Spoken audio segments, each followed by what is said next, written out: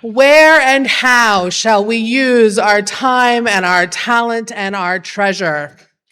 That was the question at hand at 4:30 on a Friday afternoon in an office building somewhere with slightly less joyful music. I, in the fine tradition of 20-somethings everywhere, felt that we should use our time and our talent and our treasure to hither ourselves off to a bar and complain about our boss in the time-honored tradition of 20-somethings everywhere. And my colleague thought that we should go to a screening about the oppressive working conditions of coffee growers in Guatemala. Okay, sure. Must we? It's Friday afternoon. I do not want to go and feel depressed and angry. I already feel depressed and angry. And Rebecca said, no, you will not feel depressed and angry. You will feel informed and empowered to action. Okay. There are people in this world who, when confronted with the ills that face us, go forth, inform themselves, and feel empowered to action. And there are people in this world, when confronted with its ills, feel a strong urge to hide on their couch. Most of us have been both of those people at some time or another. So isn't it a good thing that we do not have to confront those ills alone? On the days where you want to hide on the couch, there is someone saying, no, no, we are empowered to action. And on the days where you are ready to change the world, you will drag the rest of us off the couch. That is one of the reasons we come to church.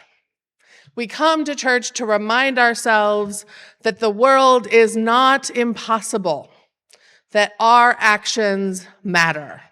That, as the bumper sticker says, if you had no power, they would not try to take it from you.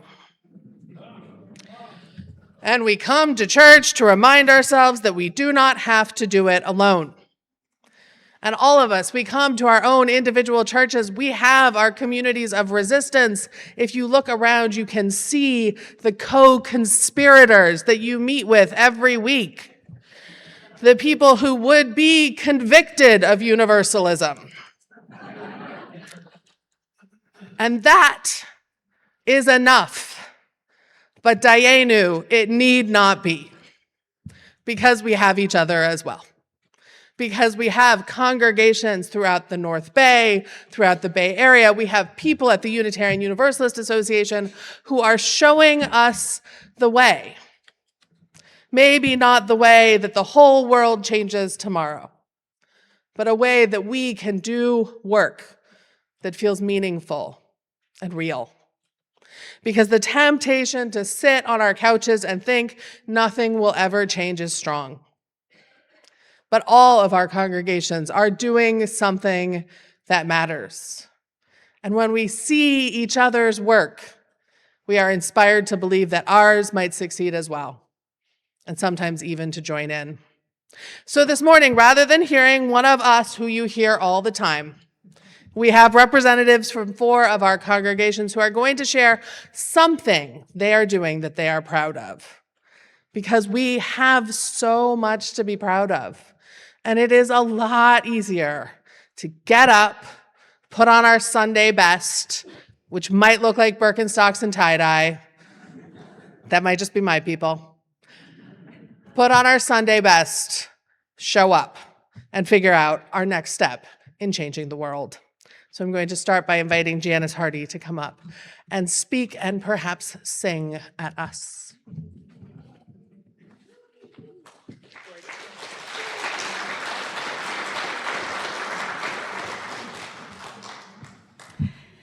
I am one of the co-leaders of Singing Resistance Petaluma. There are singing resistance groups in Marin, Petaluma, and the broader Sonoma County. Lake and Napa are still available. Maybe one of you in the room can organize there. Last December, ICE and Customs and Border Protection started Operation Metro Surge in the Twin Cities of Minnesota. Part of the Minnesotans' amazing response was singing. Singing in the street to reassure their neighbors who were too scared to leave their homes. Singing to peacefully show their commitment to resisting others getting kidnapped off the streets. Singing to help grieve murders of their comrades. Singing to the hotels where the government thugs were sleeping to let them know that they could change their minds and switch sides, they would be welcomed. Who saw videos of this singing? Yeah. In February, a group in the Twin Cities offered their experience as a template any city, town, or neighborhood could use to form a singing resistance group. There are now 176 in the US of A, plus 2 in Canada.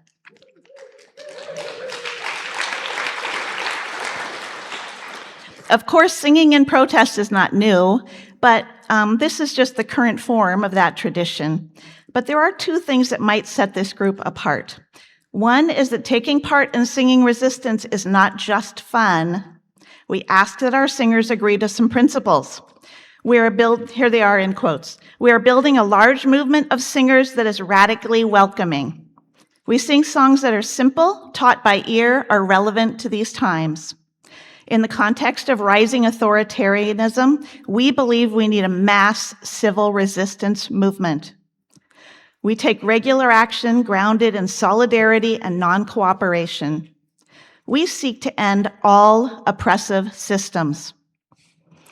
We sing not only for the world we want to create, but to create that world right here and now. Sounds pretty good, huh? Another thing is the emphasis on the idea that everyone should get to sing. Our bodies were built to sing, and that the idea that some people can't sing or shouldn't sing is wrong. And it's been shown that for people who have a hard time hitting that right note, singing relaxedly with other people helps them improve that. Most people, that's a learnable skill. Singing Resistance has sung at jails, county supervisors' meetings, at Target and citizen banks, sanctuary vigils, and of course, marches and protests. It's an uplifting, peaceful way to say, we care strongly, we are united, and we are organized.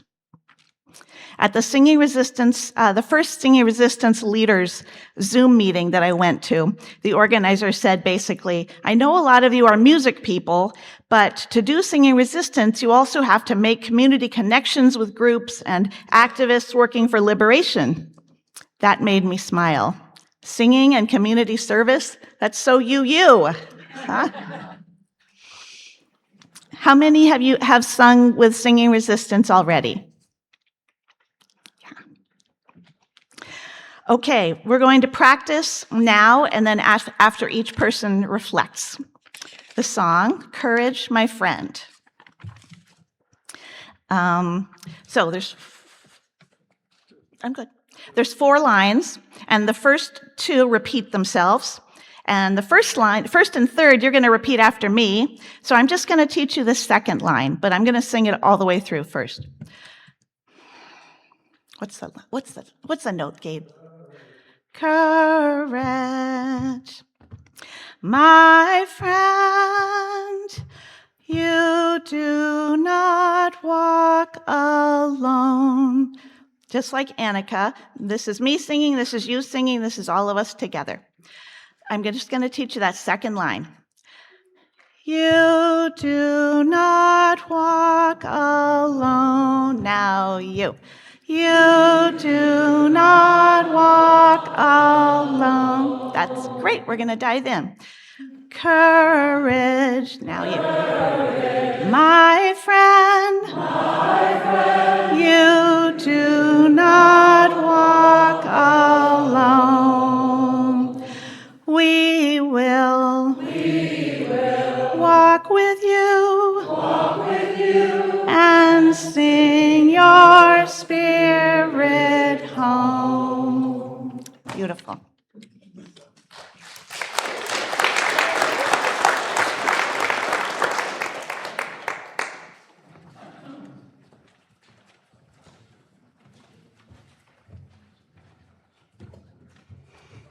That sounded really lovely up here. I can hear you all. It's really nice. I was asked to share this morning a bit about what gives me pride in being a member of UUCSR. Pride. It's an interesting word. Just what direction do I want to take here? Often, before I begin the work of crafting a personal reflection to share from this spot on the chancel as a worship associate, I turn to my good old-fashioned dictionary for some academic clarity related to the topic. Yeah, I know, it's a teachery thing to do, but it is in my DNA. So in this case, I discovered a number of takes on the word. One is conceit, which has nothing to do with how we can flourish together. So we'll set that one on the shelf. Then there is pride as self-respect, confidence, satisfaction in oneself, which was wonderfully celebrated yesterday in Santa Rosa. And then there is respect and appreciation for members of your family or community group. And that is where I will begin. I've been a member of our congregation for a very long time. When I joined, we were a family-feeling fellowship meeting in an old schoolhouse on the corner of Todd and Stony Point Road, surrounded by pasture land. Things felt well, warm and familiar and secure. But then the devastating illness and loss of our beloved minister sent shockwaves to rock our little world and launch us into a new journey, which has led to all of this. This journey has been anything but totally smooth sailing for our congregation.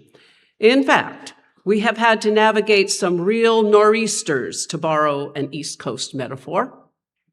Deciding to and then moving from our beloved little schoolhouse in the country to becoming a downtown congregation came with anxiety, feelings of loss, a mixture of hope and worry for the future.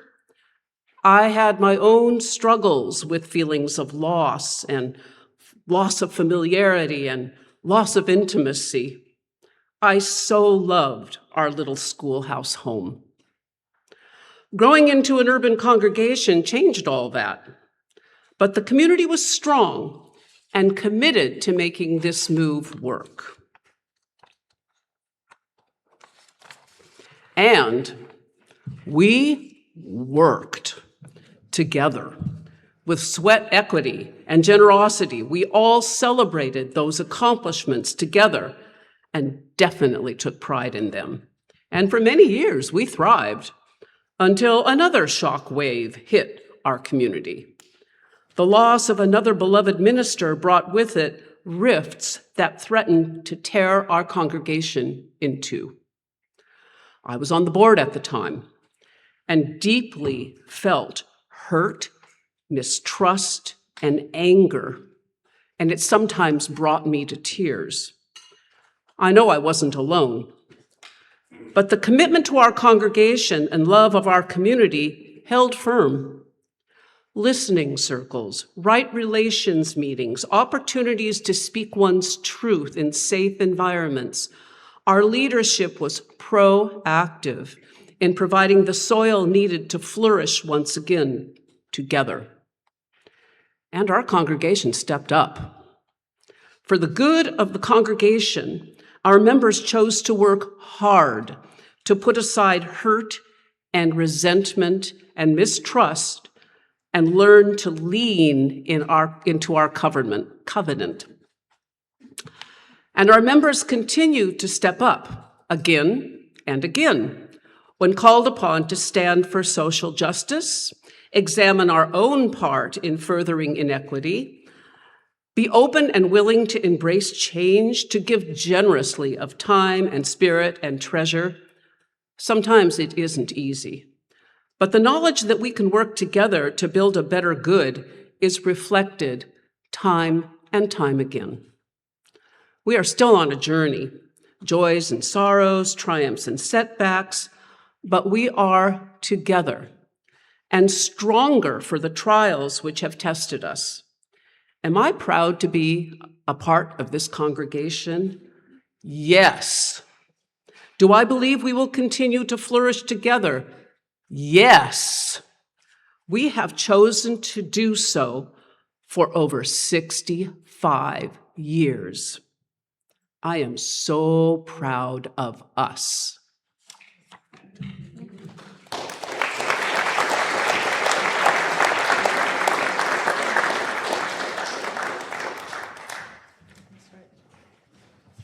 We sing, courage, courage, my friend, you do not walk alone.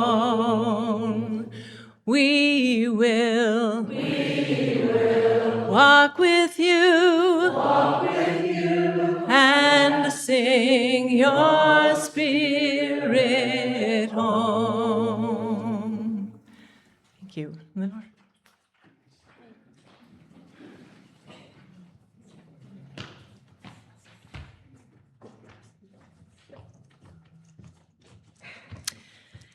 Hello, it's wonderful looking out at all these people. We are small in Napa with 40-some members from Napa and Solano counties, but we are mighty in community spirit and support of each other. When Reverend Susan Pantea asked me to speak today, I was, as the congregation president, up to here. So I asked my board, what should I tell our friends from the North Bay about NVUU? And they made it easy. Generosity is alive and well in Napa. This year, we fundraised in order to provide 2 OWL classes, which have brought children into our building in numbers we haven't seen for a while. Thank you. We were able to provide a class for kindergartners and another for teens. Today is the teen group's last class, so they had to miss joining us today. We also received donations to increase Reverend Susan's hours and to improve our technology in the sanctuary, which is an ongoing project. Despite our small numbers, we have ample lay involvement in our Sunday services. Our social justice team is known in the community for participation in the Bay Area organization Common Ground, for hosting speakers and films, writing letters to voters, collecting food for the food bank, and providing a monthly Sunday service and sharing the plate with local nonprofits. We've had representatives at nearly all the local political action events of the last year. We also raised some fun this year with a fall raffle and bake sale, a winter solstice event, a singing circle, men's and women's gatherings, and an Easter egg hunt, our first, that brought friends and neighbors to our garden.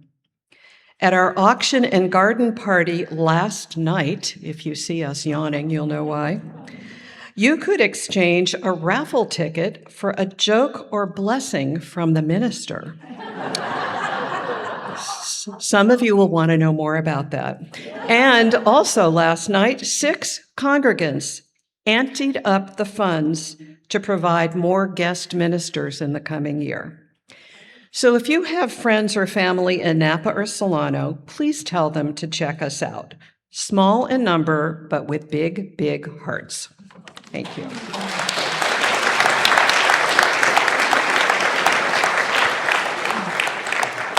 And again, let's sing, courage, courage, my friend, you do not walk alone.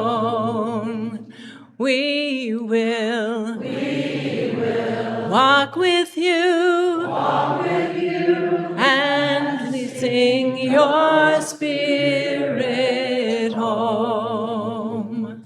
Thank you. And Victoria.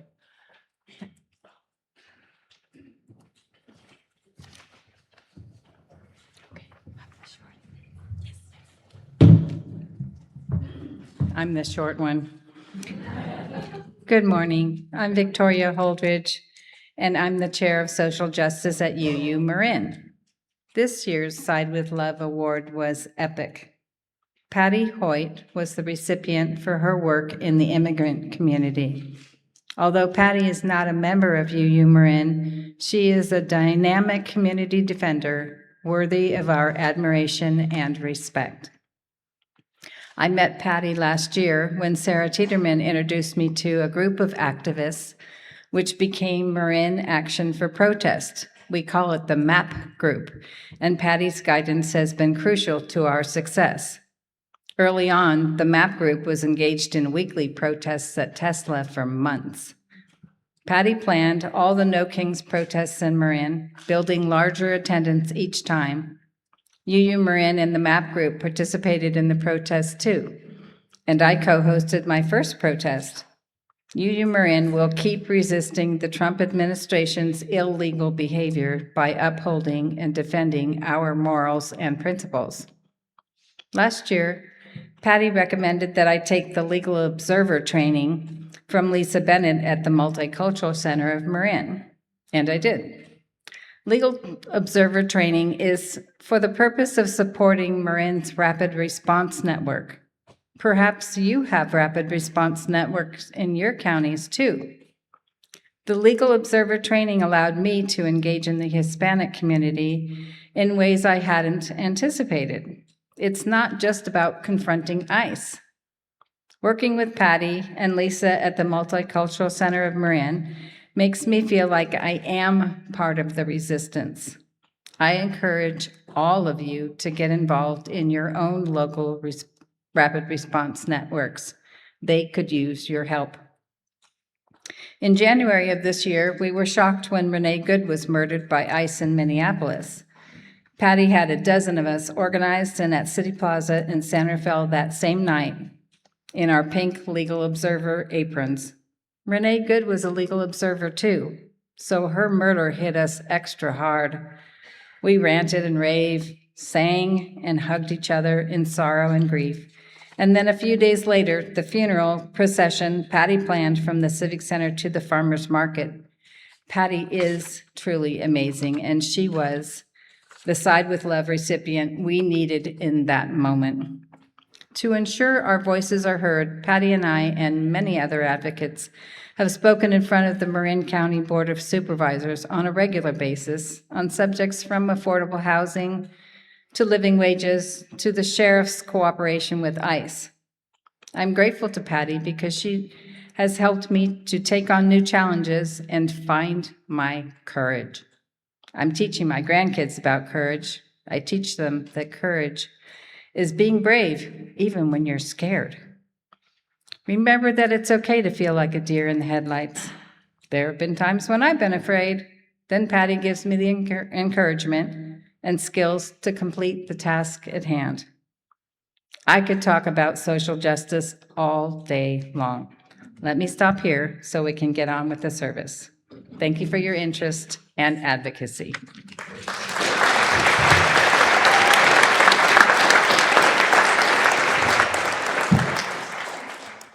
And once more we sing, courage.